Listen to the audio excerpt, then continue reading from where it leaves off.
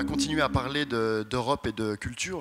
So we still talk about Europe and culture. Joschka Fischer gave us his somewhat anxious vision of the future in Europe and culture. The future seems to be gloomy sometimes in terms of building Europe. And the European Lab, we want to say that youth and culture and motivation are main drivers of the European culture, and we have to emphasize them and provide new meaning to them. And part of the new program 2014-2020 for the European Union is called European Creative, and it's the banner of several programs. And Vincent Lagarre is going to talk about this program in a few minutes.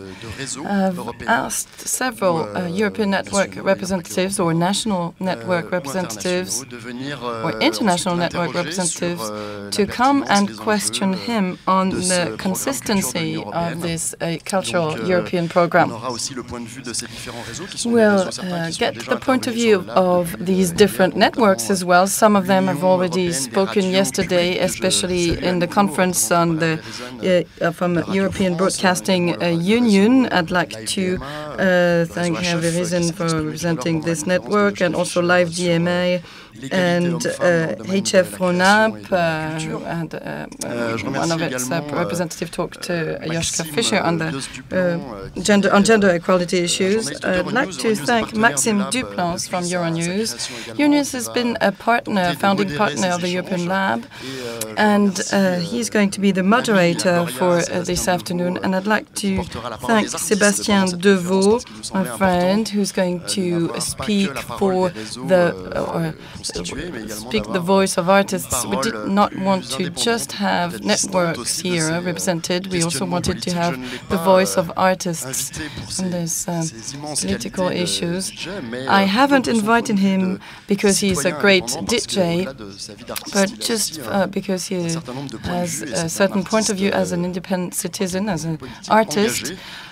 We can say that he is an activist as well, a committed artist, so this is quite rare, and we can appreciate this. I think artists also have a major role to play. They are opinion prescribers, especially vis-à-vis the youth, so it's high time they are represented more. Now, thank you very much, and I'll hand over to Maxime to kickstart the conference. Thank you very much, and see you later.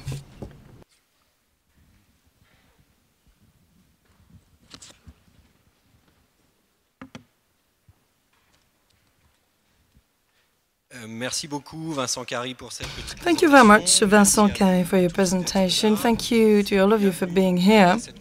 Welcome to this conference. We'll try and talk about this European cultural program called Europe Creative, or Creative Europe. And it's part of the new financial budget for 2014-2020 in Europe. I'll first introduce our speakers, and then I'll hand over to Vincent, who's going to present to us this program. On my right, we have Anne Grumet. She's the vice president and founder of the association called HF Rhône-Alpes. They are activists for gender equality in different fields of society. Next to her, Sébastien. His artist name is Agoya. He's a producer and electronic music DJ. He's going to give us his point of view as an artist. Next to him, Stéphanie Thomas. She works for LiveDMA at the Federation of Concert Halls and Living Performance Venues. And then Vincent Lagarre, he works at the General Direction, Cultural DG, of the European Commission. Then Nilou Kaveh, she's the administrator of the festival Eurockéennes de Belfort, a well-known festival. Next, Hervé, he works at Radio France at the International Affairs Department, and he represents today the European Broadcasting Union. And last, Luca Bergamo, he works for Culture Action Europe. It's a federation of European cultural networks that wants to promote culture at a European level. I'd like to hand over first to Vincent. He's going to present Europe Creative 2014-2020. Good afternoon, everyone. I'm very happy to be here with you to present this new European Union program with regards to culture in 2014 to 2020. And I'd like to thank the European Lab organizers for giving the opportunity to the European Commission to present this program in this big lab platform, which is very focusing on the European platform and European levels. I'd like to not thank the organizers for speaking after Joschka Fischer, because it's very hard to speak after such a brilliant speaker, and especially on hard topics such as European finances and budgets. But I'll try to make this presentation as lively as possible.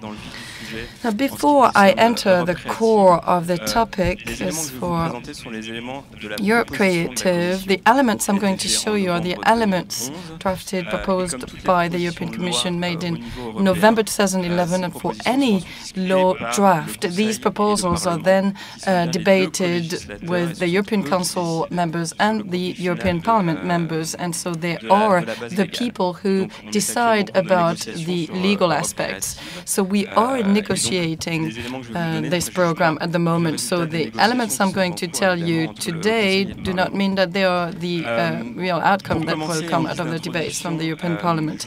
As an introduction, I wanted to focus on the few salient features of the program, just to give you the few ideas to be remembered from this program as an introduction. First of all, this program is for all the creative and cultural sectors for 2014-2020. For those of you who are familiar with European funding, currently we have three programs for these sectors. First, one program called Culture, which is for the non-audiovisual sector. There's a second one called Media 2007, which is for the audiovisual sector. And then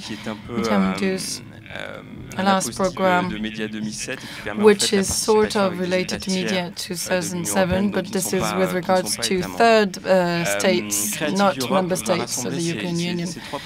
So Creative Europe is going to gather all these three programs under a banner of a framework program, and the frontier between the different sectors, especially non-audiovisual and audiovisual industries, are very vague, and we should optimize all the synergies in between the different industries. That is why there was this wish to gather all these programs under one umbrella. The second important feature of this program is that there will be a new financial instrument called the Guarantee Fund, which will be created. And this fund is to cover the bank loans made by the operators of creative and cultural sectors.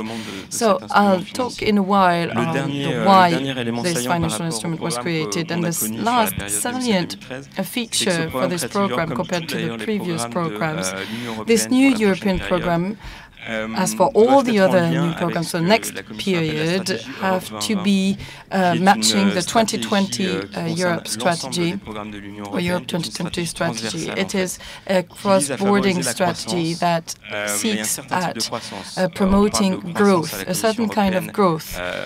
The European Commission, they talk about sustainable growth, that is to say, using resources in an efficient way. We want to talk also about inclusive growth, inclusive meaning that it takes into account social aspects, need for social cohesion and territorial cohesion. And the last element is so-called smart growth, so to speak. That is to say, growth that will be based on knowledge and innovation. And in that case, cultural and creative sectors are directly related to the Creative Europe program. Also, to talk to you about the genesis of this program, it came about to be after a long period of reflection, just to reassure you that this did not come out of the mind of one single technocrat imprisoned in his office in Brussels. Actually, this program includes different operators of creative and cultural sectors, people who have expressed their needs and things to be improved compared to the previous series of programs. And there's also a connection made with the audience in its wide meaning, because Creative Europe also is the outcome of a public consultation which was organized in order to get some feedback from civil society. And also there was a dialogue with the member states and many studies and green papers which were published by the European Commission. I'd like to talk to you now about the reasons of Creative Europe program. Why does the European Union is involved in these sectors? Why would it form a program for this specific industry or sector?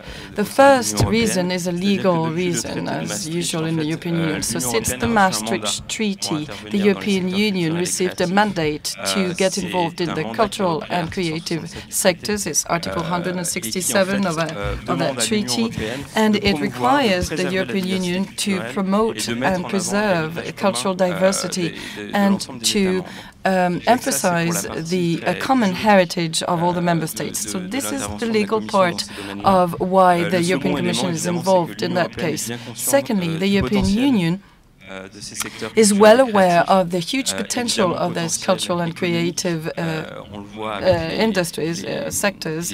Obviously, economically speaking, we can see that in the figures given about the participation of people in that field. It's 5.6% of GDP and 3.8%, I think, of the labor force in Europe. So these are fields which really do contribute to the European economy, and the growth rates of these sectors are higher than other, maybe more economic fields. And also they have huge impacts. When one supports cultural and creative industries, then you support also other economic sectors at the same time. This is true for the development of new technologies, for instance. In order to support new technologies, you have to do some creative work beforehand. This is true also for the industry, the luxury industry, where creativity is really important, or the textile industry, or the car industry. Anyway, the cultural and creative industries or sectors do contribute to the success of other industries as well. And lastly, the social aspect of the cultural and creative fields are important. We know that culture usually promotes territorial and social cohesion. That is why the European structural funds support a lot of cultural projects which aim is to promote certain territories. This is an example being the Louvre Museum, which was transferred, part of it transferred to territory in north of France, which was underprivileged. There are other reasons for Creative Europe to be born. There is this principle of subsidiarity. Yes, the European Union received a mandate to get involved in the cultural and creative sectors, but this is a limited mandate. So the European Union only gets involved when its action would be more efficient than if it were done by the member states themselves. So the European Union comes second in that case. Also, there is this necessity to maximize this program. It has relatively limited budgets. I made a calculation on the train coming to Lyon. If we look at the contributions of the city of Lyon and the region of Rhône-Alpes to the sector of culture and heritage, it's more or less the amount of the European Union budget to cover 27 member states in the year 2013 in terms of culture. So this is more or less what we're talking about now. The program, I told you, is an umbrella program which includes media 2007 and all the other programs I mentioned, plus the Guarantee Fund. But also the European Commission wanted to take into account the specific aspects of each sector in this program. So this framework program will rely on 3 pillars, one pillar being culture, one being media, one is called cross-sectorial. This is to take into account the different specific aspects and value chains and way these sectors function. Originally, with Europe Creative, 4 challenges were identified, challenges that have to be taken up by the creative and cultural sectors. The first challenge, which is quite understandable, is the European space is rather fragmented because of its borders, but also language borders are important. In Europe, the European Union was built with a cultural space with markets of small and medium sizes because of the language diversity.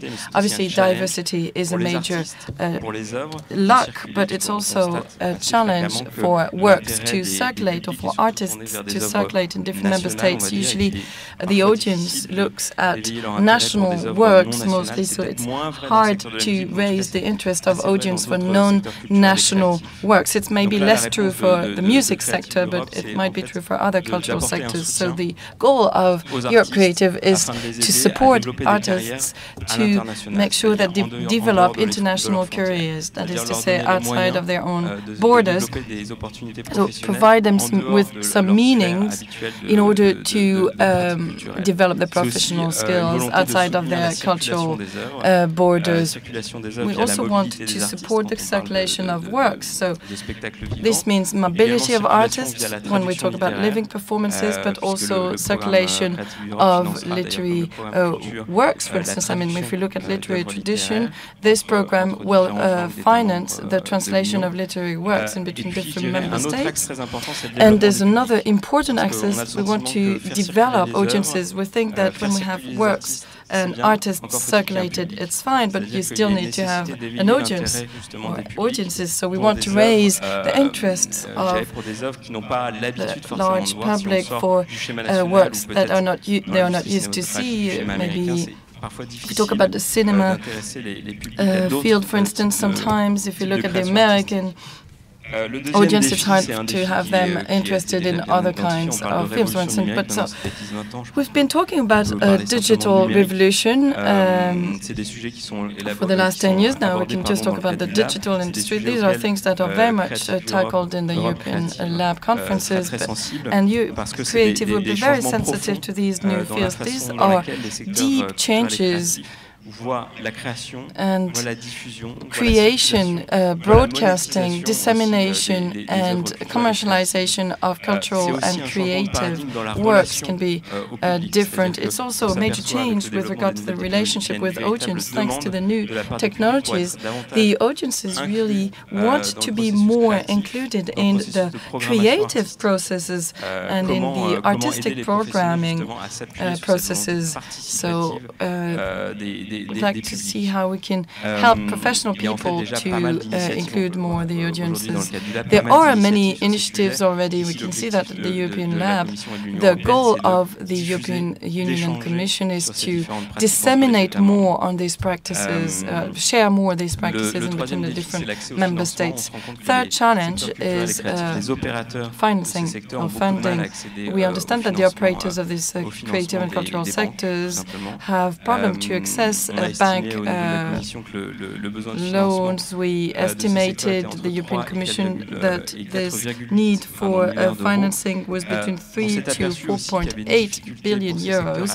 And also it was hard for these sectors to access private funding because the banks don't know very well these cultural and creative sectors, and so they might be afraid to invest in these sectors. So in order to try and develop the relationships between the cultural sectors and banks, here's the answer of the European Union. First of all, you've got the Guarantee Fund, and this Guarantee Fund seeks to guarantee parts of the loans made by these cultural operators. They will be guaranteed to a certain threshold. It won't guarantee the entire loan because we still want to have a share of risks between the bank and the cultural sector. But secondly, we want to reinforce the skills and the interest of the banking sector for the cultural and creative industry. As long as the banks cannot understand how to assess risks behind a cultural project, they will have problems to enter the whole story. So beside this guarantee fund, we want to increase the skills of financial middle people, intermediaries. The last challenge is more for the professional operators of cultures more than for artists. I mean, we understand that it's very difficult to have statistics on cultural and creative sectors, comparable statistics between different member states. That is why it is hard to set up European cultural policies at this level. It's hard for us to find statistics, especially in the fields which are not cultural industries, that is to say. Obviously, you've got a lot of statistics from the cinema or the music industries, or for the living performances, or for what we call heritage. So we want to develop this data collection, increase data collection, in order to fuel the future cultural policies. I'd like to say that this challenge will be covered by the fact that we'll extend the mandate of the European Observatory of Audiovisual Industry. So the European Union will require from this observatory to collect data from other cultural and creative fields other than audiovisual.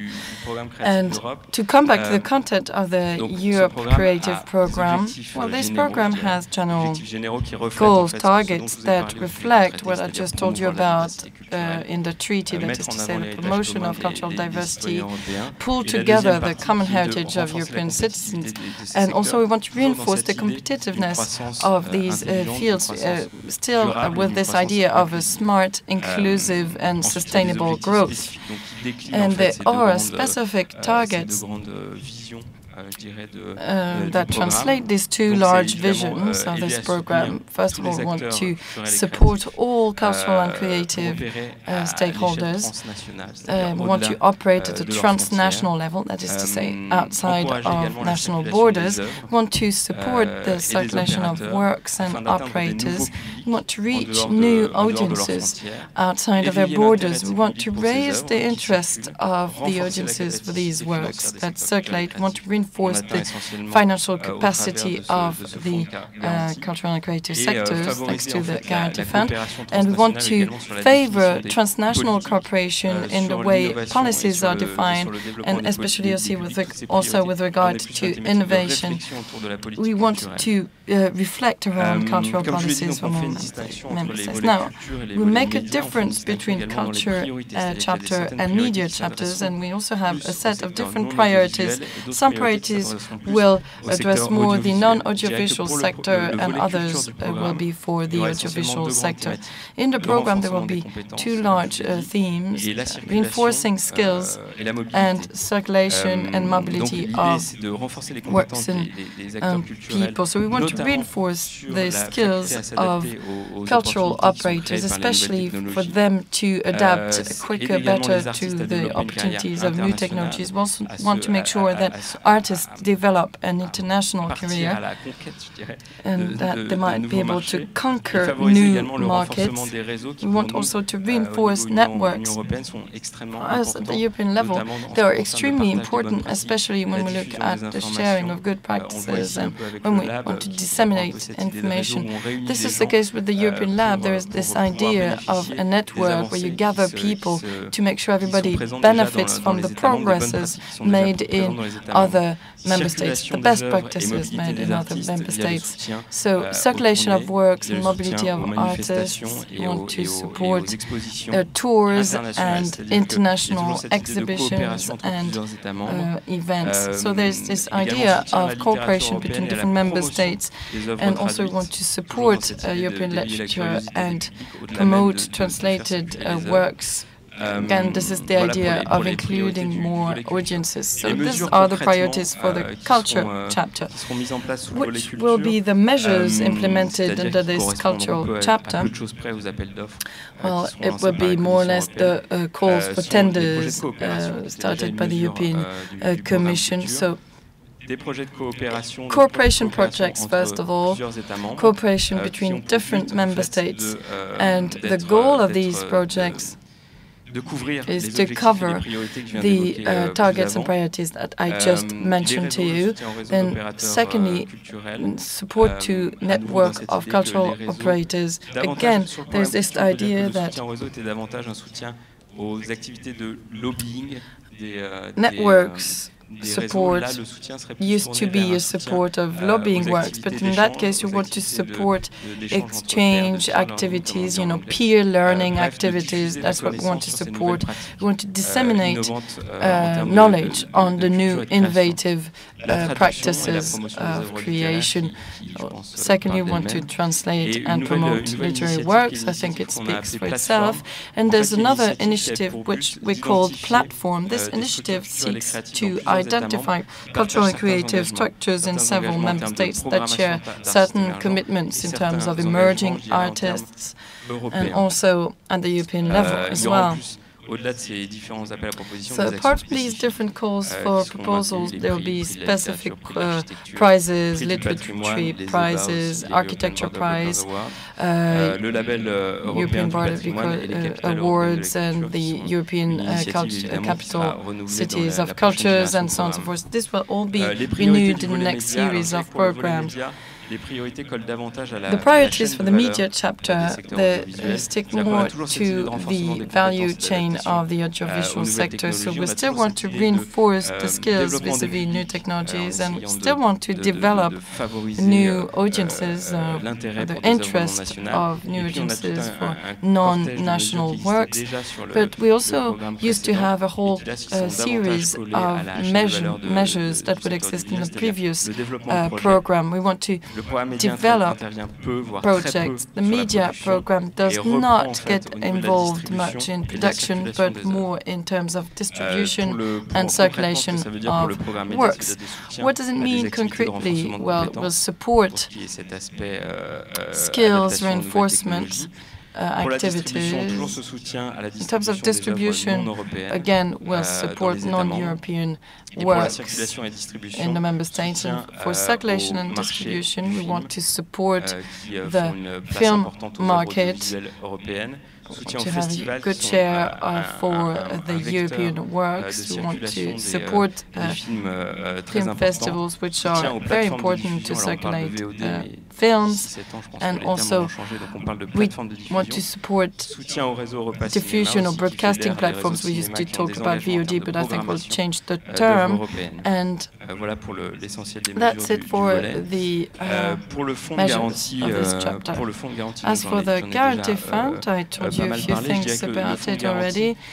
This guarantee fund, when one reads the proposal made by the European Commission, they talk about SMEs, but I'd like to reassure you, SMEs in that case include micro companies. They also include non-profitable companies and also NGOs. So it's a very large definition of SMEs, which really matches the reality of the the cultural and creative sector.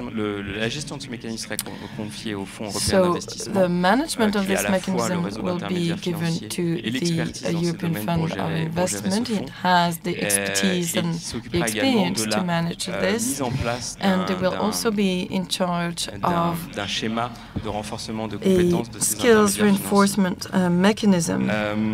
Je dirais dernier élément important et nouveau de ce programme, c'est sa dimension internationale. C'est un programme dimension.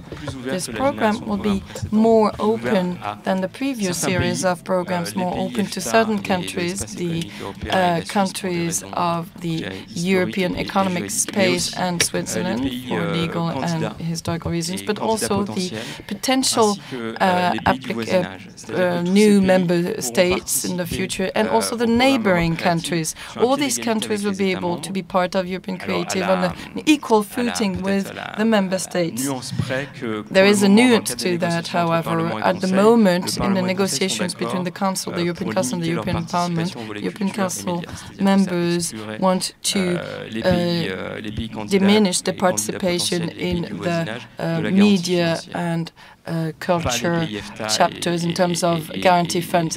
So it's not for the case for the European economic space and EFTA countries and Switzerland. But the neighboring countries would be limited in terms of use of the guarantee fund. Last thing I wanted to say, I mentioned it in my introduction. I want to be brief and simple. These are very complicated topics. I told you that there are negotiations ongoing at the moment. There are two negotiations, one budget negotiation, which is about the framework of the European budget at the moment, and it will have an impact on the budget of Creative Europe. So this pluriannual negotiation is ongoing, and the political or member states leaders agreed on a level of funding last February. Now, the European Parliament has to agree on this because since the European Function Treaty, the Parliament can agree or reject the entire program, and the vote will be held in June or July, so we'll know by then if everything is validated or not, and then we'll be able to share this agreement for all the different programs, because the decisions between the member states leaders and government leaders have to happen before that, and if there is no agreement from the European Parliament, then it would postpone the implementation of all the new programs. What we can say about the agreement that was decided in February is that we've got a decrease of 6.6%, sorry, 16.6% of the budget in terms of the program. This is the only data we have, and it's not a definitive data. The governments still have to negotiate on this. The parliaments still have to negotiate on this. Apart from this, there are other sector-based negotiations going on. We've just negotiated on the content of the proposals, but for the sector-based negotiations, have made a lot of progress. The European Parliament made a decision in December 2012. The European Council decided last March, and now there are negotiations between the European Council and the European Parliament. The European Commission does take part in the negotiations, but they are the European Council and Parliament that have to make a decision, and the two bodies have very similar agreements or proposals. So it means that all I said was not useless. All I said to you was not useless. We should have some outcomes which would be very similar to what I presented to you. So we should have, if everything goes well, a legal foundation for Europe Creative at the beginning of autumn, and then the enforcement will be at the beginning of 2014. This is all with according to all the negotiations that are going on. I hope I was not too long. Thank you very much. Juste pour rappeler en deux mots Thank you very much for your presentation. Can you just remind us of the budget for Creative Europe? We're talking about 1.8 billion euros, aren't repertory for the moment. Yes. Sur un budget global the total budget for the EU is around 1,000 billion euros. So just work it out.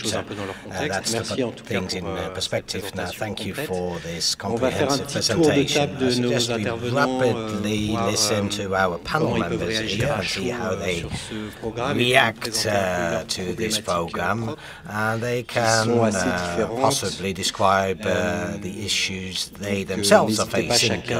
So obviously afterwards we'll have an open discussion, but let's rapidly go around the table so you can each briefly introduce yourselves. How about you, Anne, first? Vincent Lagarre, in his introduction, asked us to raise issues and to ask questions in terms of coming up with this new creative program. And I've understood that there is a new window that's a new opportunity, because apparently the Parliament will only be making a decision and will be voting in June. So we've got a couple of weeks to try and change things. Now, I'm speaking in the name of HF Rhône-Alpes, which is there to foster equal opportunities from a gender point of view. Now, we've got some proposals to make sure that we have professional gender equal opportunities here. We really want this new European program to be a banner from a gender equality point of view. From a politically and a technical point of view, we really want to see it designed as gender equality being a priority. This is extremely important, and I'll try and explain why very briefly. The HF movement, so femme, so man, woman, it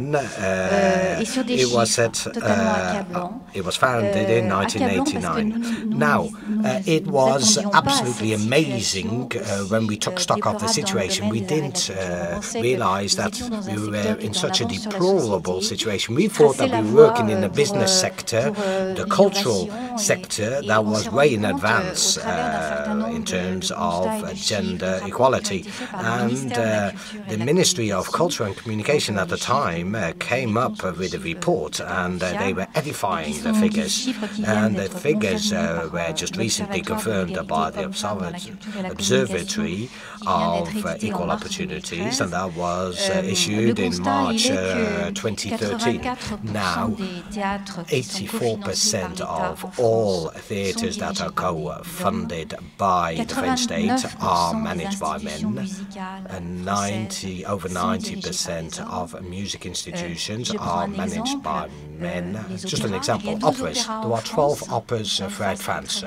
Next to us, we've got a big opera. One single opera is managed by a woman, and that's the one of Lille. And that's the opera with the lowest budget in France. 97% of the music we listen in our institutions were composed by men. If we talk about current music, 70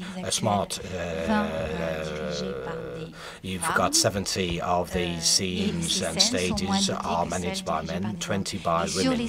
And if we take the current music stages, we were talking about this with Sébastien earlier on, 90% of the programming is purely masculine, purely male. 85% of the text we listen to of lyrics written by men. 54% of all shows had a choreography ensured by men, and I could provide you with many further figures. Just go on to the website of the Ministry of Culture and the Observatory. This is paradoxical, because we all know if most of the audience, most of the spectators and the listeners are women. We said this at Belfort at that festival, and I think the study you carried out showed that the women who are are many more women auditors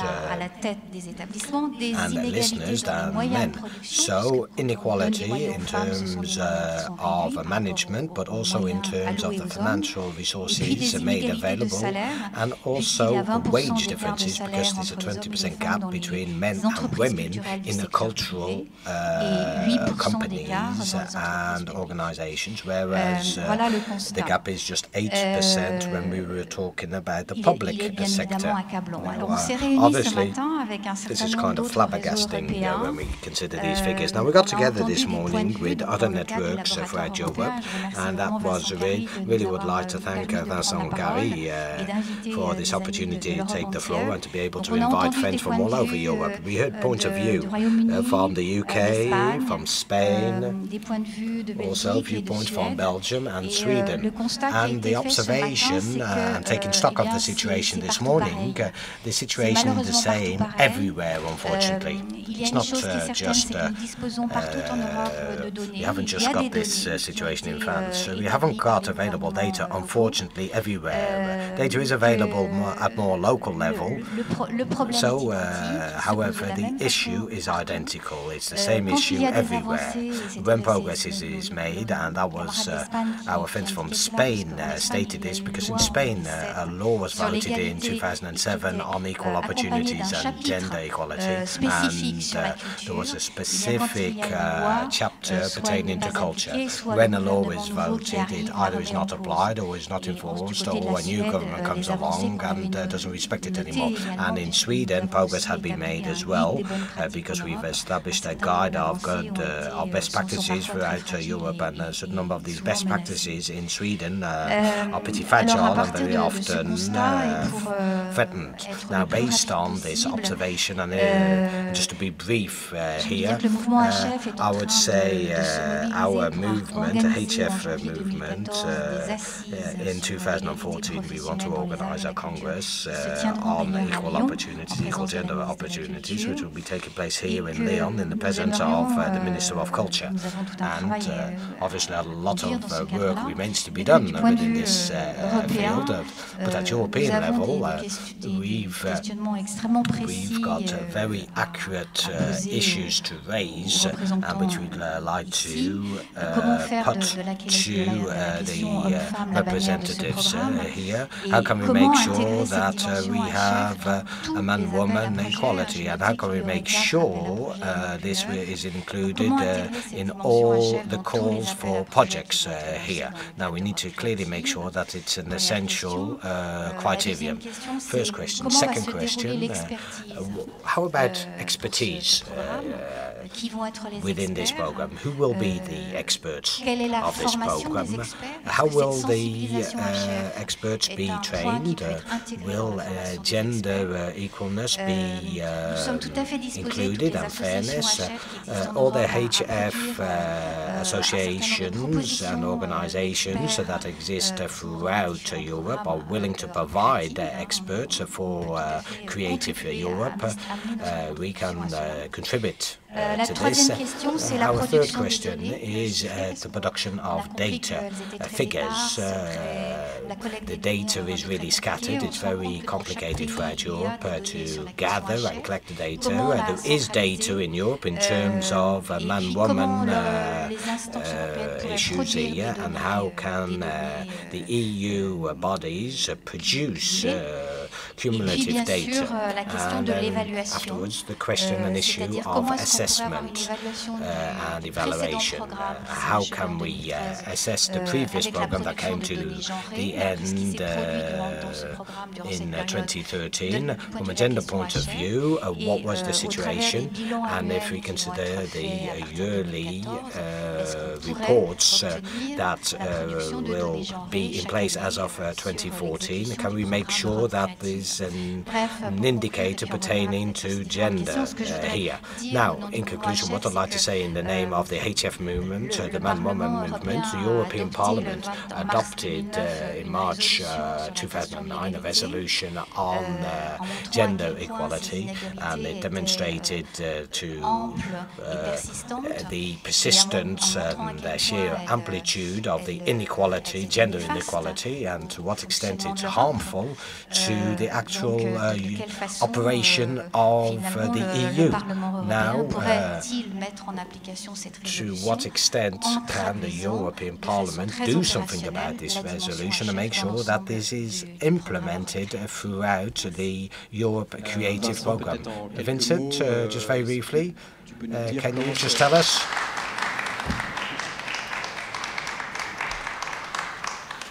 Comment, à ton avis, le programme Europe Créative pourrait the Europe Creative Programme is going to meet these expectations, which are more than legitimate here?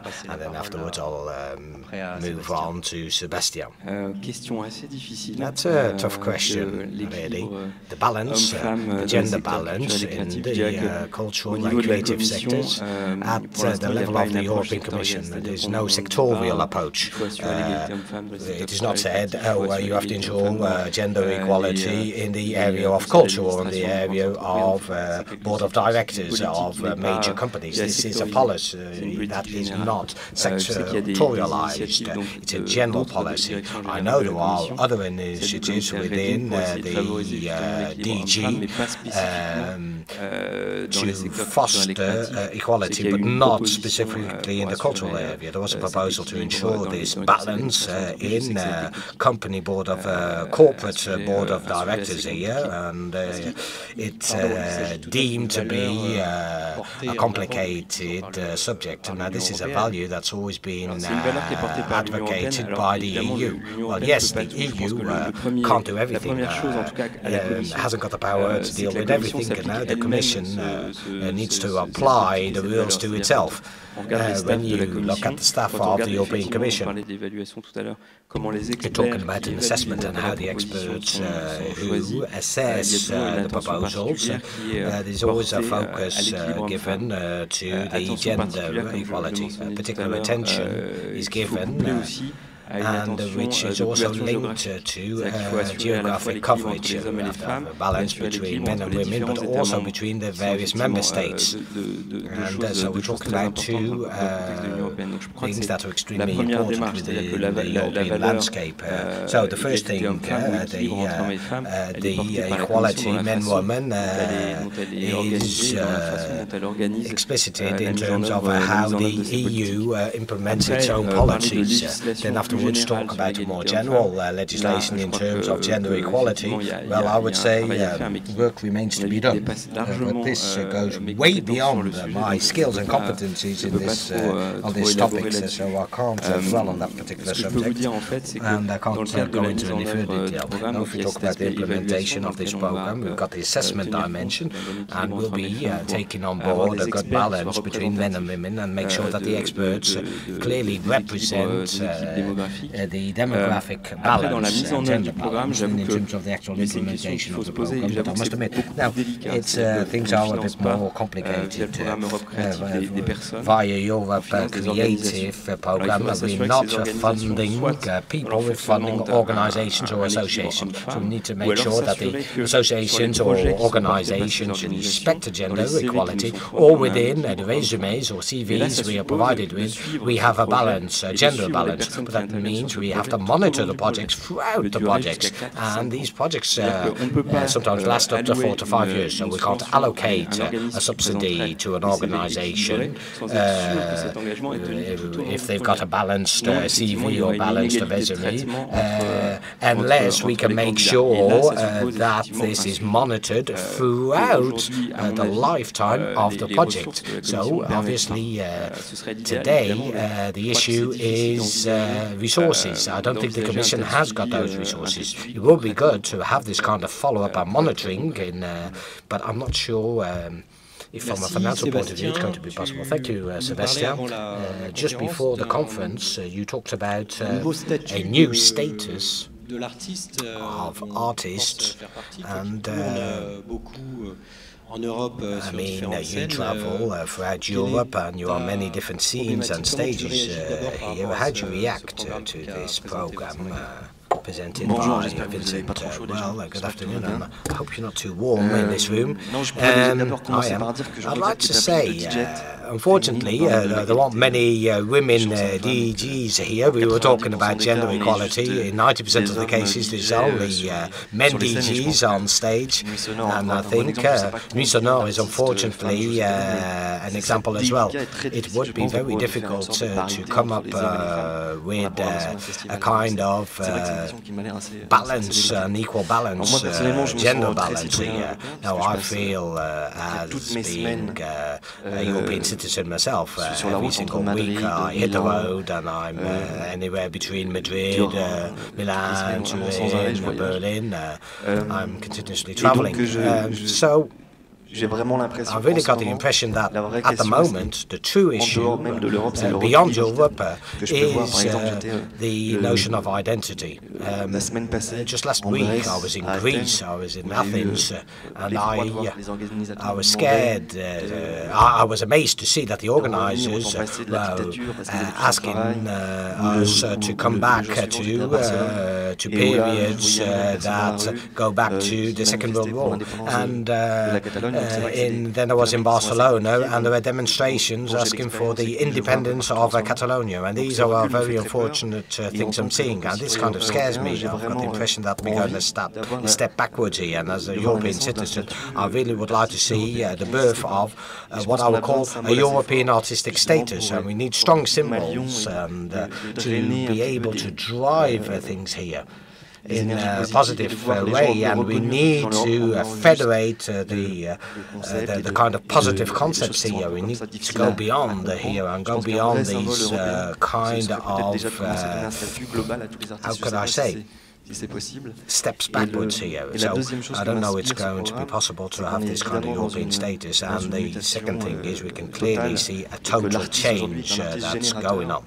Artists are currently generating things.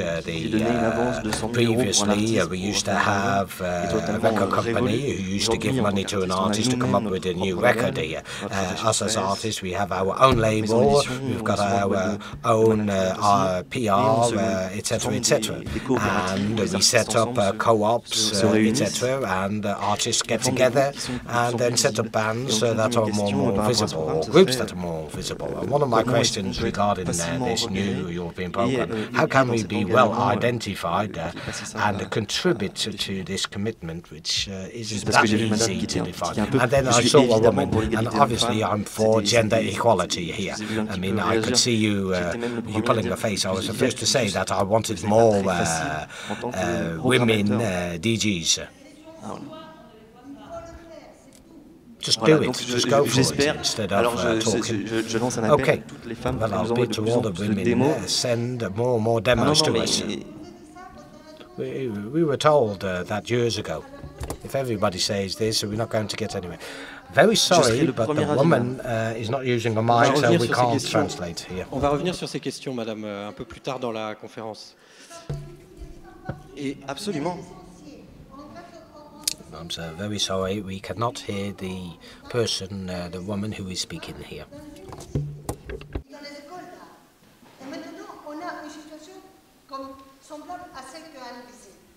Could somebody please hand a mic?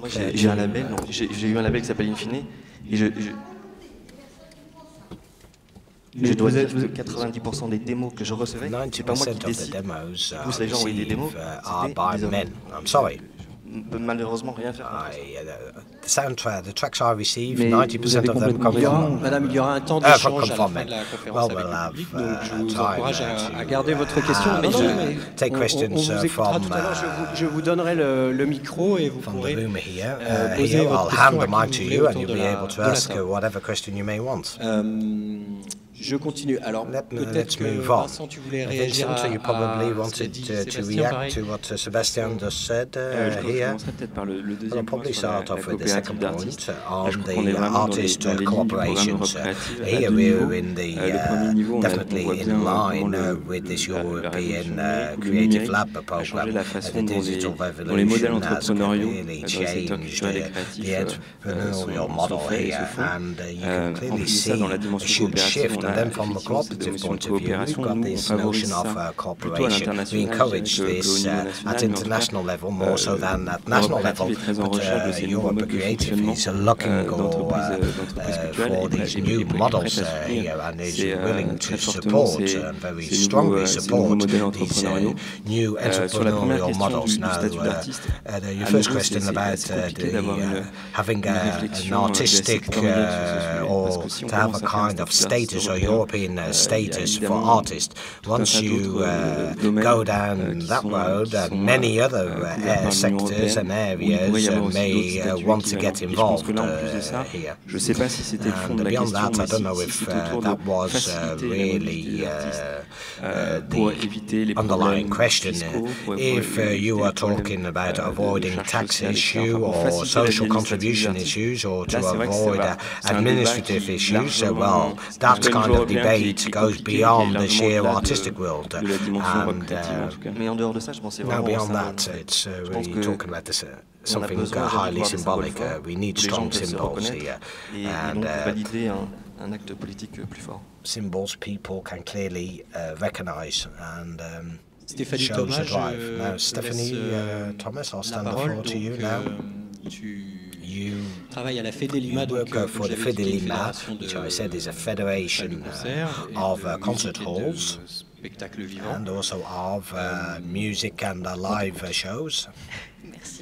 Yes, I work for the Fedelima, which is a federation of current music, either labelled or non-labelled. Not all of them are labelled. And I also represent a European network called the LiveDMA, which is a network of networks here, where we've got federations like the Fedelima in 7 European countries that bring together current music halls and others that bring together festivals. Now, let me tell you the essence of our structures here, because that will highlight what I'll be saying just afterwards, or explicit it. The structures we federate are small and medium-sized structures, and now we're not talking about arenas, we're not talking about major events or major festivals, we're talking about limited budgets, and we're talking about really venues that are highly rooted within a given territory. This is very important because this justifies the fact that these stakeholders work towards a general interest, not just broadcasting towards the general population here, and that's not all we're involved when we're talking about, not just involved in broadcasting, we're focused on cultural action, and as its name suggests, is a strong link with the local populations, with citizens and their relation to direct culture. There's a lot of support provided to artists, either artists who are already professionals, but also non-professionals, because an artist for us doesn't always have to be a professional artist, like we seem to think so in France. And it's the same for the European network I represent. Not so long ago we all got together, several networks came together from different European countries. We said we don't all work in the same way, we haven't got the same, how would I say, economic model, we haven't got it all following the same business model, some are totally public, some are totally private, some are a mix of both. But then we thought, well, what's bringing us all together here? Well, it's the values where we're talking about territorial equalness. We're talking about values from an ethical point of view, from a labour point of view. So we may be a private organisation, but you may want to have a direct link with the decision makers or with the citizens, even though it's not always easy to foster a kind of dialogue. So we got together around these values and we thought, well, how can we move on together? And let's face it, we're all European now. How can our projects, I mean the things which we want to promote, how can they they belong to these European frameworks here. Now, we're not politicians here, so we don't know the European specificities, but then afterwards we decided to consider the European cultural programs here, and let's face it, that's when we decided to focus on the DG culture, and then our values, and at our specific level, close to the kind of shop level here, there were many issues raised here. Vincent, when you were talking a bit earlier on, you talked about market. Well, this notion of market, this is something which we continuously hear within the European Creative Programme, but that's an issue for us because we're just talking about something that's purely an asset that you're going to sell here. This may be subjected to other kind of free exchange agreements, but that's not how we see things. Second thing is that's a notion of public. Now, in the current music venues, you have people who come along. Now, this is the kind of general public, but it's also, we're talking about citizens. They're there to consume, but also to participate to a common culture and a shared culture. Also a question of human dignity, and we find it a shame that it's not actually within this text here. And then finally, we can talk about things in more detail when we're talking about the financial instrument. So the third strand here, you need a share, risk sharing between the stakeholders and the banks.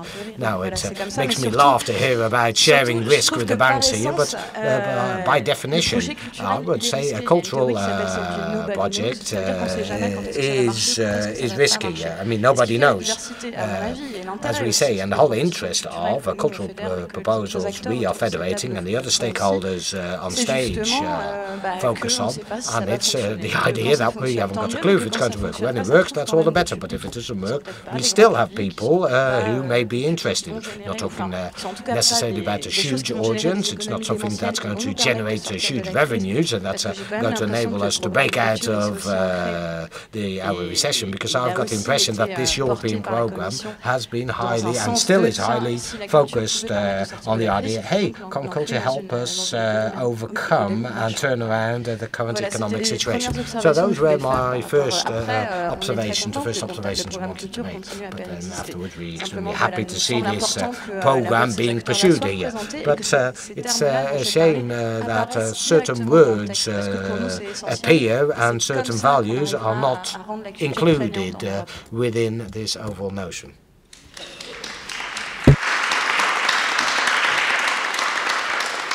Une réponse peut-être, Vincent, notamment sur l'aspect des... Vincent, would you like to answer to this, especially on the guarantee fund? I think it's an important part of this new program. We talk about market economy or not of culture.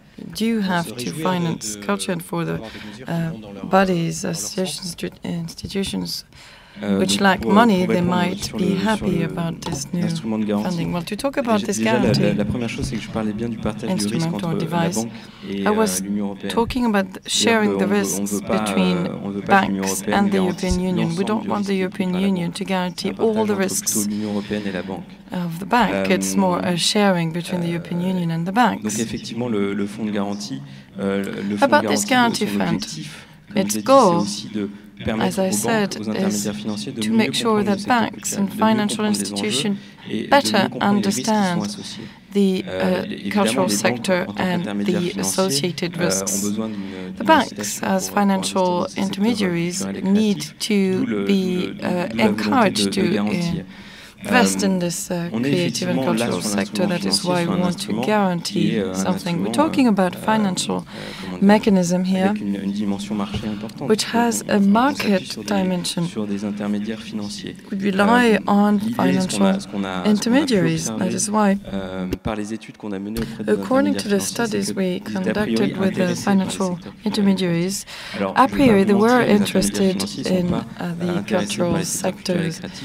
I'm not going to lie to you, they are not interested by these sectors because they are creative and cultural sectors. They are interested by these sectors because it is interesting for them in terms of communication, for instance, cette partie du programme est or très image. orientée économiquement parlant, parce qu'il s'appuie sur des intermédiaires économiques. Part of the program is very economically oriented because it relies on economic mechanisms. But for the other part of the program, there is another system of subsidies, which is not related to these economic dimensions, as we said.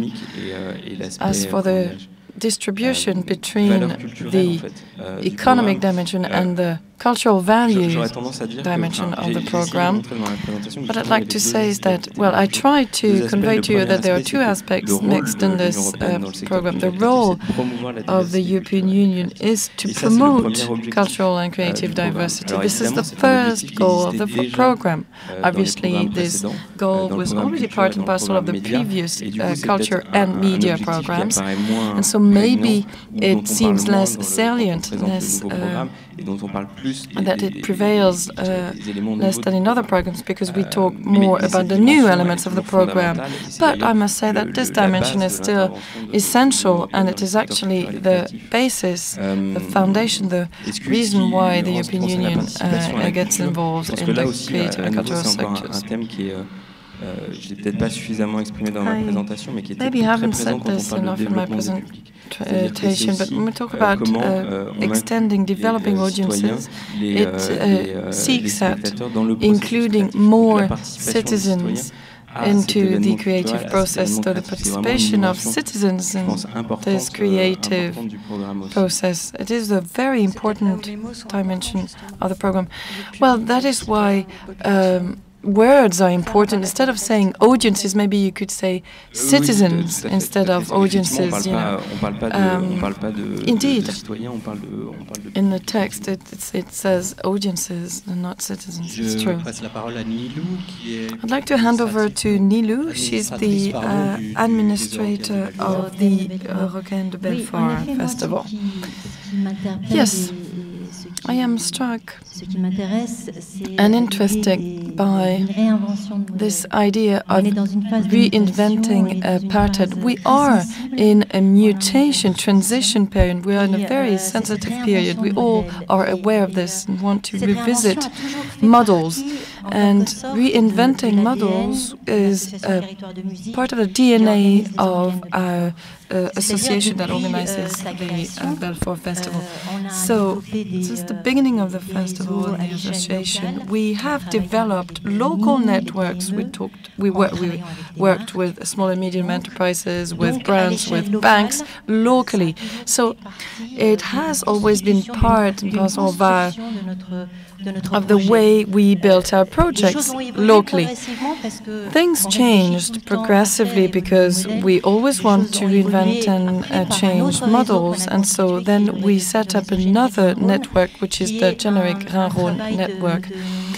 And we want there, with this network, to pool our resources and consult more stakeholders and disseminate more contemporary musics in the eastern part of France, because all of this happens in the eastern part of France. And it is a point of balance of our festival, because we can disseminate more underground music bands or developing emerging bands. And so the local network got more refined, sophisticated, because we are really trying to look at the new green shoots, find new green shoots. We've got a cooperation project that we set up in an Interreg program with Switzerland. So we had different Swiss and French partners, and they all work on the dissemination, the knowledge of new young artists. We have 25 years of history now, so we also have the De Concert network, which got enlarged at the national and now international level. And so we had many consultation and meetings to talk about the main concerns of festivals. This is a network of festivals, of international festivals. Yes. Can you please come back to the Eurockéennes de Belfort? The funding seems fragile there. Well, yes. Well, I understood that there are 11% of public funding, the rest is made with the tickets and the partnerships. It's true. If the model, thanks to the setting up of networks and thanks to the partnerships with private companies, this led us to become more fragile, so to speak. So we need the public authorities to develop projects like Générique or Repérage in order to focus on the new emerging artists. The Eurockéennes festival is fine. The festival is fine. We've got 11% of public funding and 89% of our own income recipes. But we would not be able to develop other new projects without any public support. So fragility is there, it's true, but there was a survey made with Emmanuel Crier, he's a researcher, and he made this inquiry in 2010 and will continue to do that next year. He calculated things, and we understood that with an investment of €1 from public authorities, there were €7 of economic impact in the region. So €1, €7. So my question is on models, the mix between different partnerships, private and ticket office and box office and public funding. I mean, this co-funding is part of our DNA, so to speak. So, also, what struck me in the new program is that in this rationale of a cultural field that includes creation, production, distribution and consumption, I think that the first two steps in the program, which is the time for creation and production, should not be forgotten.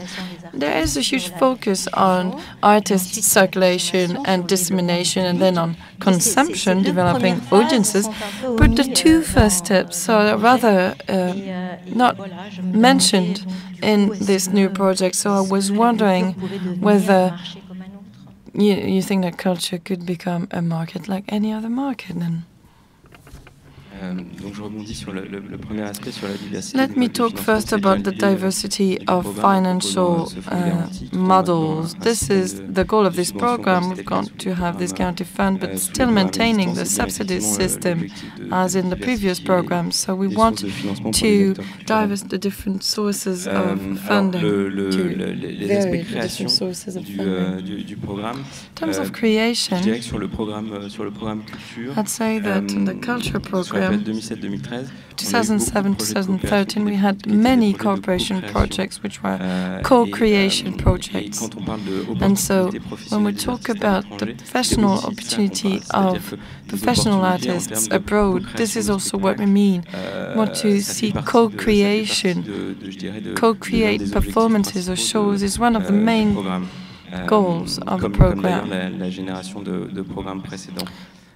It was the same for the previous series of programs as well. This is more for the culture chapter. For the media chapter, we focus more on circulation and diffusion or dissemination.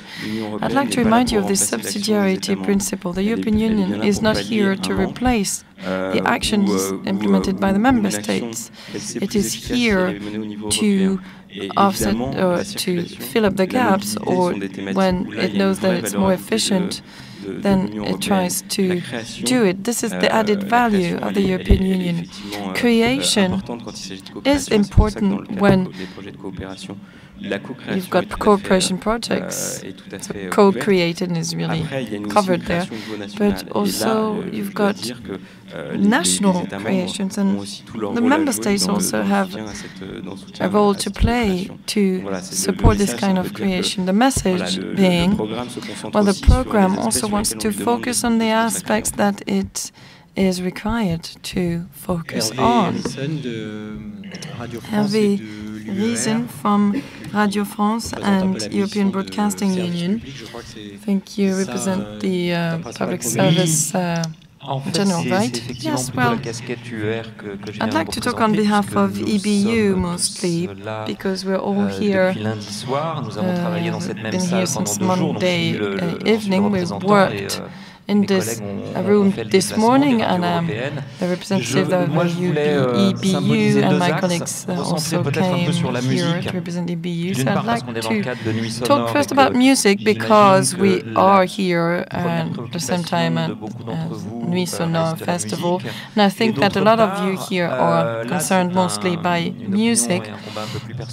But secondly, and this is a more personal note, I think that when we speak about culture, sometimes it's good to be more specific in music, especially contemporary music, are not the first thing mentioned. And I think it's a huge strategic mistake. You know that China can be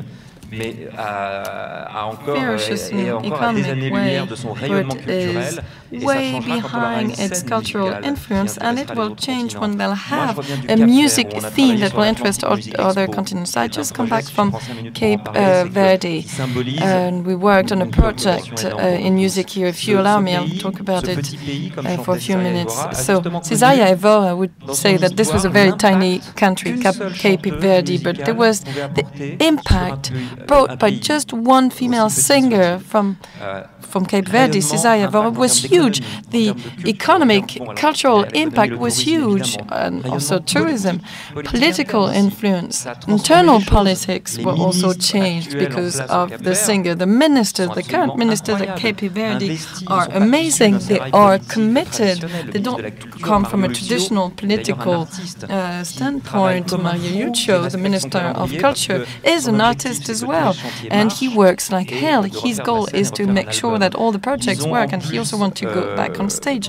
So in this tiny country, they also have lost the singer, Cesária Evora. So a year and a half after that, they felt the non-impact of that. So they don't want to look now for the new Cesária Evora, but they make sure that music is the main activity center, and they will develop their archipelago with music. So I'd like to make a comparison with Europe. So we see the country also in Cape Verde is stable, but it's very close to Africa and can be assimilated by Africa.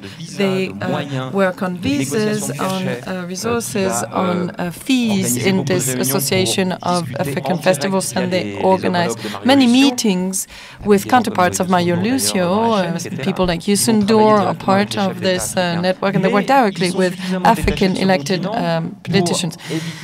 But they are also detached from the continent, and so they get away from the prejudices, and they just claim themselves to be an international crossroad platform of music between Africa, Americas and Europe. This is what they claim in this archipelago. And it's an archipelago of about 10 islands, and it will come before Europe. It will beat Europe in its work in just a few years. So that's for music, but also I wanted to represent another sector. I'd like to, as I told you, we've been working for 2 days on this, and I represent an idea of Europe which is born of a different way. You know, it was not bureaucratic. It was born with this European Broadcasting Union. It's based in Geneva. It's born out of passion, human meeting, and it works really well. All the ideas that I'm listening to now, we forgot them now. We forgot them for 10 years. How to make sure that the local production can be disseminated in another country. Well, we exchange a lot of programs and exhibitions and concerts. We're very active about this. So for us, these are old-fashioned problems. Our vision of Europe is different. It's not really territorial.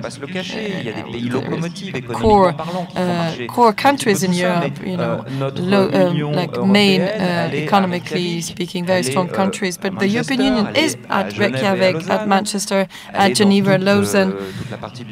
It is everywhere, even in Algeria as well. We have invited the Algerian radio which does huge, tremendous work. So in this country, full of clichés, I'm just talking about the company now, and not the country. I know Algerian radio because it's my first partner, but 70% of the staff at the Algerian radio are women.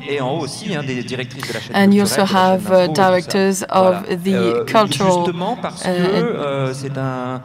department of the Algerian radio and so on and so forth. This is my own personal interpretation, but Algeria does not have all kinds of institutions and economic sectors, so the radio has different jobs. I mean, you know. Pour en revenir au programme Eurockéennes. It's incredible. Now, to talk about Eurockéennes, well, we've got a very large vision. I'd like to know something. Shouldn't we prendre l'Europe comme un socle de base qui doit s'ouvrir ailleurs sur d'autres continents, les gens qui travaillent en Argentine, au Canada, où vous voulez quand ils viennent à Paris, Canada. When they come to Paris or to Rome, they come to Europe. They don't make a difference. A lot of them don't understand. I want to go to Denmark, but I can't pay euros. So anyway, for its influence, shouldn't Europe connect with more countries, more places? And for public radio, for the public radios, are you aware, do you study the concrete actions of this already existing grid of European radios? You've got a huge show window here of cultural development with radios. If I come back to my country, Radio France is also a broadcast orchestras, creations, and it's very interesting in terms of music. So are you aware of this? Do you integrate this in your program? I mean, there are many things happening in Europe already. Some countries go through different crises, and I understand it's legitimate that our budgets be reduced when we see the problems there are in other industries like hospitals and education. We need some resources to work, but resources are not just necessarily money. It can also be a strategy. We need also competitors. It's all very healthy. I am not in favor of an absolute monopoly, but sometimes we have, you know, sort of very specific constraints that require diversities. That's very good, pleasant, but it's very hard in the competition to compete with radios that get associated with brands. You're going to examine this, you're going to balance this out. These open questions.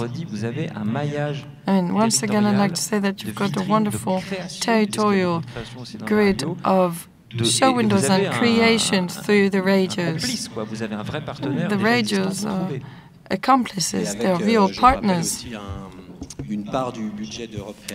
Part of the Europe Creative budget, 55% of it is addressed to the media. So what kind of media and with what kind of criteria? The first question on the international scope. Two things. Europe Creative is first a program, and as I told you, it will be more open to international countries who want to come closer with our partners that we already have, that is to say, the Mediterranean countries and Eastern European countries. We'll have an almost total participation of these countries in this program to create connections and to make sure that these countries benefit from some expertise that exist in the European Union. And also as a feedback, we'd like to know about the experiences outside of Europe. Culture doesn't stop at the border of the European Union. So you can have bilateral activities with this program. They're very tricky activities to implement with third countries, but we have made progress with certain countries already. The cultural dialogue of the European Union with other countries focus more on 3 countries: Brazil, South Korea and China. These are the 3 partners that we talk a lot to talk about cultural issues. So we have to see how we could have ad hoc and bilateral cooperations stemming from this Europe Active program. So Europe Creative program. When we talk about networks now, well, networks are the best partners. It's impossible for the European Commission to have an overview of all the 27 member states from a cultural point of view without the network. So we really understand the potential of exchange behind these networks and the broadcasting potential of good practices, good ideas that already exist. That is why we want to still support these networks. For the public service, I'll be very brief because it goes beyond Europe Creative program. The Europe Creative program, it's managed by other DGs, and it has to do with competition management at the European level.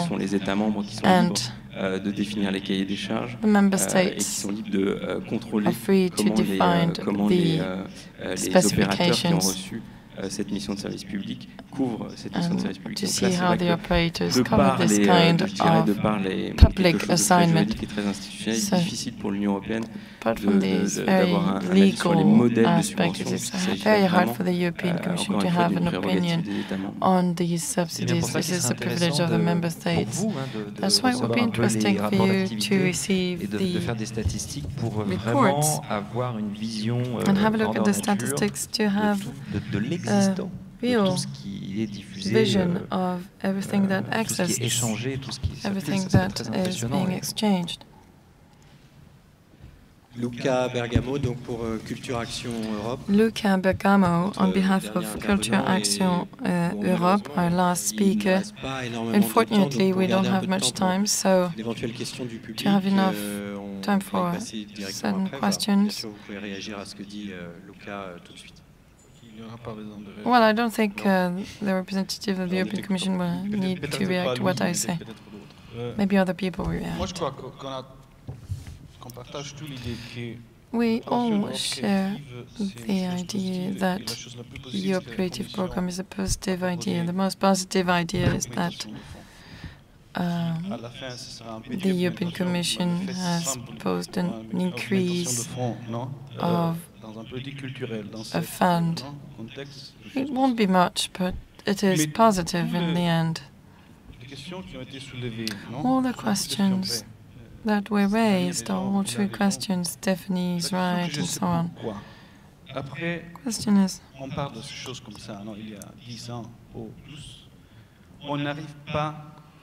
we've been talking about these issues for more than 10 years, and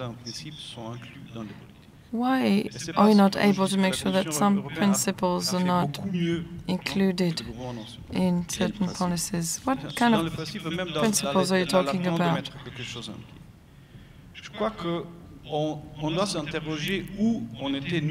We have to wonder, where did we stand in 2004, 2005, when the 2020 European strategy was being discussed? We were all very happy to use growth. We were all very happy to say that a fragmented sector has no interest, financially speaking. The true story is that we lost the battle at that very time, and today we are defending something with the collaboration of the European Commission in that case. The European Commission placed a proposal in a framework in which the non-economic dimension of culture does not exist. in the political framework of the European Union. They were able, the European Commission, to do something. I think the work we've done with the European Council and the European Parliament has improved the legal base. It is very true that there was too an economic focus on the proposal, but the new drafts that are being negotiated by the Council and Parliament and hopefully validated, I think that the new draft does rebalance the framework. We have listened to Joschka Fischer before that. He said we're in the middle of a crisis. We all talk about a crisis. I think that we are in a transition period. It's more than a crisis. It's not like a crisis and then we have to start all over again from scratch. No, or from where we stood. No, we used to be a part of the world that dominated the entire world for 500 years, and it is the end now. And our challenge is to build a societal model which has different bases. If we start to negotiate today for the future on the sectorial interests, well, we'll lose something.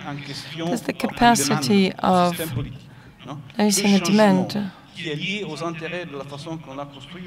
The change which is linked to the interests that we have today cannot be accepted by the system with the things, the resources the system has. The most important thing to do here today is to try and understand how all the requests which are not met in this system, how can they just become one weak request? This necessity of culture as being a pillar of sustainable development, not as a sector. This has become a question which is being debated at political level in the governments, and it is also now part of election processes. We can't really change the legal base nowadays. The legal basis was already discussed and approved by the Parliament, so it is impossible to change this. What is possible is to act, to demand from the European Commission to act according to the different criteria. And you should also not change the basic budget. There was a petition launched by the Federation so that the initial budget should not be decreased. We recognize that there will be a decrease, and the reduction is 1.3 billion instead of 1.6 billion. We might get even more because a lot of funds are allocated in terms of operational costs. So if we're real good, we might increase the budget still, but also we should get a bit more money in the cultural policies than we have today.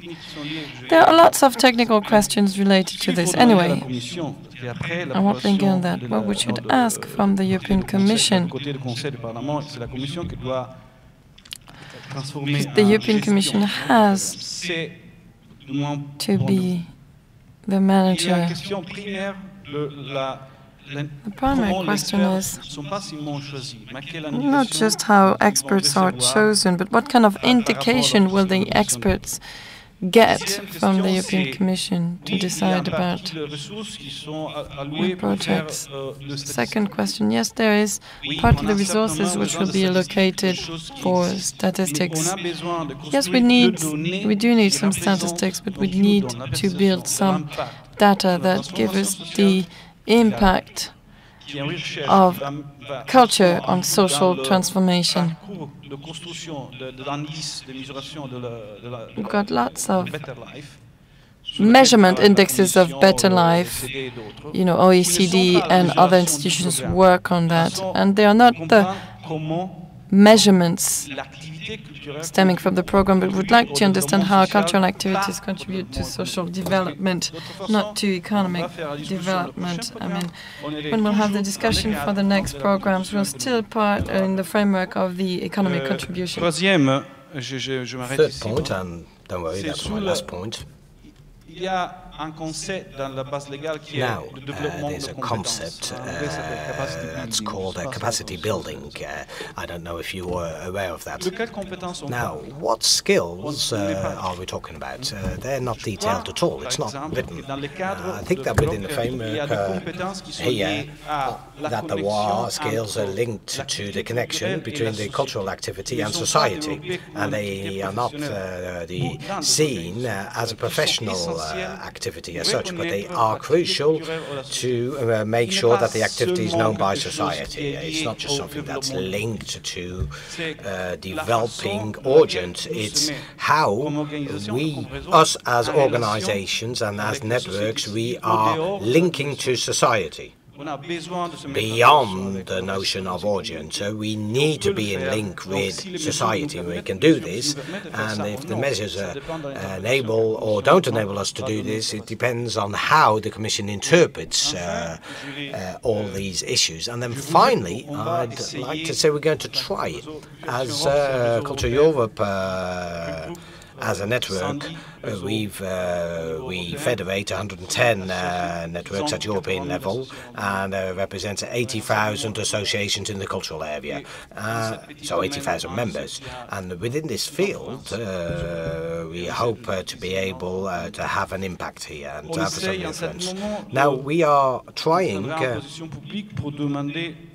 to ask the Parliament and the Commission to reduce the operational cost that you can find in Chapter 3.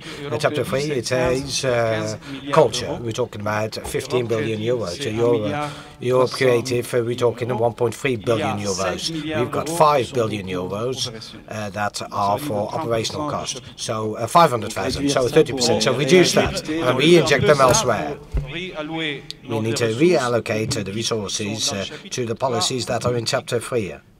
And because you got culture, you got health, and you got citizenship, and you got law, etc., etc. Now, the more powerful we are in terms of our demand, the more likely we are to have an outcome. Now we're talking, but as Obama said, you build things brick by brick. There's no other way of building, coming up with a structure, is there? Okay, well, thank you, Lucas.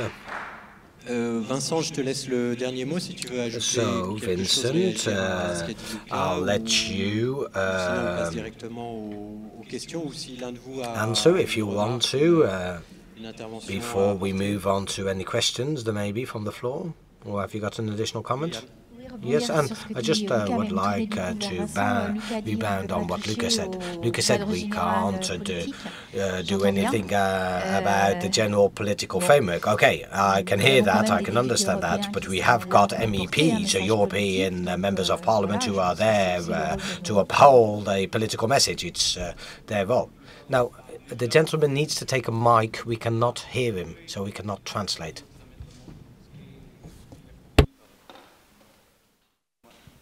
I was just saying that the European Parliament has already voted something. Now, this thing is now in the hands of Mrs. Bachma, Mrs. Costa, and the other reporter. And we're talking a trialogue, not a dialogue, a trialogue. And we're moving on to a negotiation. So they can't change what has already been voted by the Parliament. Certain amendments had included gender equality. And these amendments were not included. We can possibly ask for a specific care to be given to gender equality, for example. Or we can also ask them to build up the necessary knowledge. It's just to explain how things will be taking place in reality. I mean, we need to be able to control what's going on. The program will be lasting for 7 years, and every single year there's a yearly program we have to come with. And then we got the opportunity to say, hey, that's not working, and that's the role of the civil society. we always need to be able to shout out loud and make sure that people hear us. Well, I'd like to come back to the question of expertise then, because several of us have mentioned this specific point. How can we make sure that the programs are implemented in a given way? How are the specifications going to be drafted? What will be conditions for launching candidatures or a call for candidatures? I think that's a discussion that hasn't been dealt with. The negotiations are ongoing within the Parliament to see how it will be implemented. I mean, the cultural program today is just implemented just in cooperation with the Council. Now, later on, will it be between the Council, the Commission and the Parliament, or between the Council and the Commission? For the moment, we don't know. Now, if the implementation is done between the three, we can obviously have an impact on the position of the three institutions. Then afterwards, if you're talking about experts, we've already got this habit of launching the calls for experts, and the gender equality is already included within the call for proposals. Now, in terms of the implementation, and that's a subject of discussion, that's ongoing within the Parliament, so I can't say any more about that. But then afterwards, just a word, a last word. We mainly talked about the Europe Creative Programme, and Luca told us that the objective was to make sure that the culture be broadcasted in other fields. The culture is also funded at European Commission level via other instruments. The regional funds, for example, participate, and they are a significant financial partner here. And the objective of the DG Culture is to make sure that within the next generations of the structural funds, the cultural dimension is included, it being a core subject for the development of territories and for their cohesion, which is the very point of these structural funds existing. Culture is mentioned in other dimensions of the Commission policy. The Commission's policy. Thank you, Vincent. It's not easy to cover all these issues. There are many of us, and they're facing many different issues.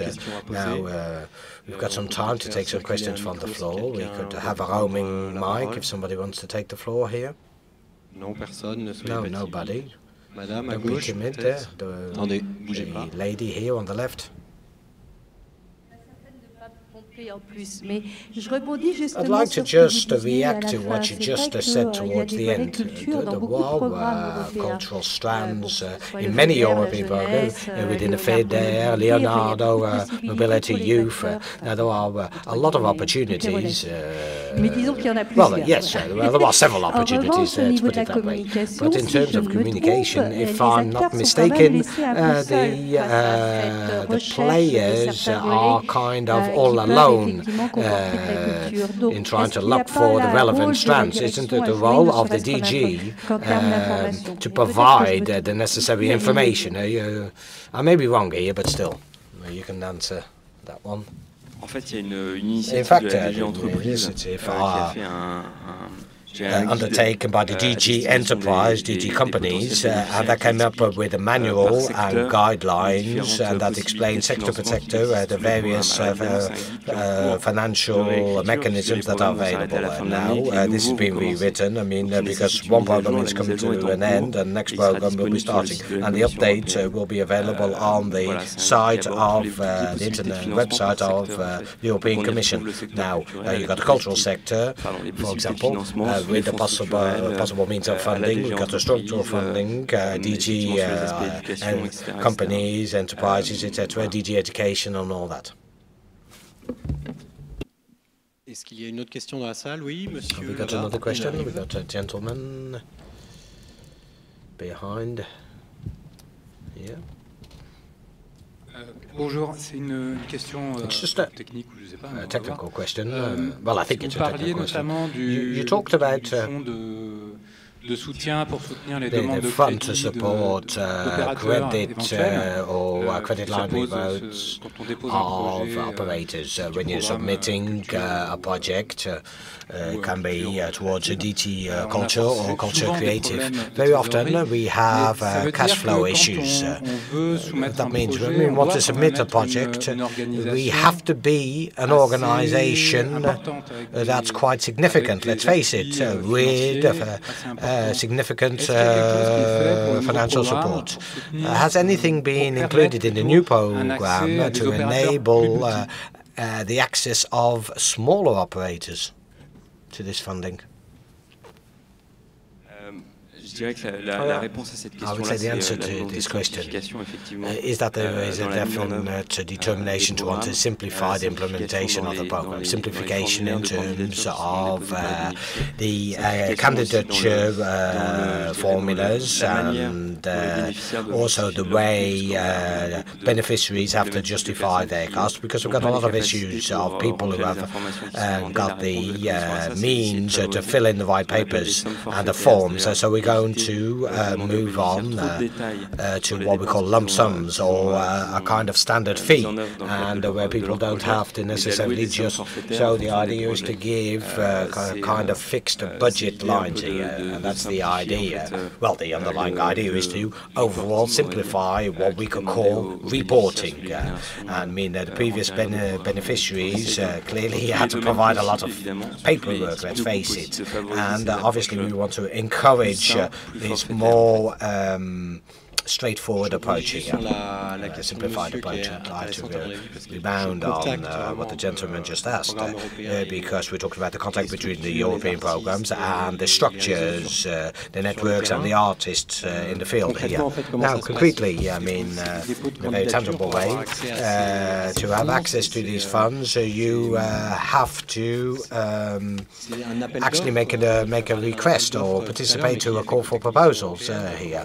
I mean, how just to add on to the gentleman's question, well, yes, it's a system which is a call for proposals that's actually launched by the Commission, depending on well, what the law has been voted. The idea, well, there are two aspects, in fact. The call for proposals will be published on the European Commission's website once the agreement is in place, once the law has been decided on with all the criteria, selection criteria, EGBD, etc., etc. You're probably all already aware of this. And then to react to the two questions that were asked earlier on, we've got the role of the cultural contact points and the media desk, and these are structures within the member state countries and help the beneficiaries to both set up their project and to make sure that the project is clearly meeting the objectives of the program, and also help the people to meet the requirements. So there are bureaus and desks and offices that are already in place and that can provide the necessary support in defining projects and obtaining their funding. Last question on the floor? No? Oh, well. Oh, yes, we have. Last question. Now, just a question about the clusters within this program, because there are cultural clusters, as you know. Well, I'm tempted to say that the clusters, in fact, just a brief reminder of what clusters are. Well, we're talking about various stakeholders from different areas who get together and they organize an exchange. We can have creative cultural sectors with innovative technology-oriented companies, and we'll exchange on new models, new business models or economic models to come up with cultural production here. Now we're coming back here to this business of strengthening skills, which is covered by Creative Europe, and the clusters are also covered by the FSE DCC, c'est là où, si je devais dire l'endroit où il y a the place plus de moyens qui sont alloués à ces we've got the greatest means are within the structural funds, the European structural funds, the ESF, so what we call the DG employment. So the clusters are probably more so concerned more so by the that DG than by Europe Creative. Well, thank you very much for your attention. We tried to cover several different issues. Obviously, a lot more time would have been required, but I think Vincent made a very interesting presentation of this program. Well, thank you very much and enjoy the festival.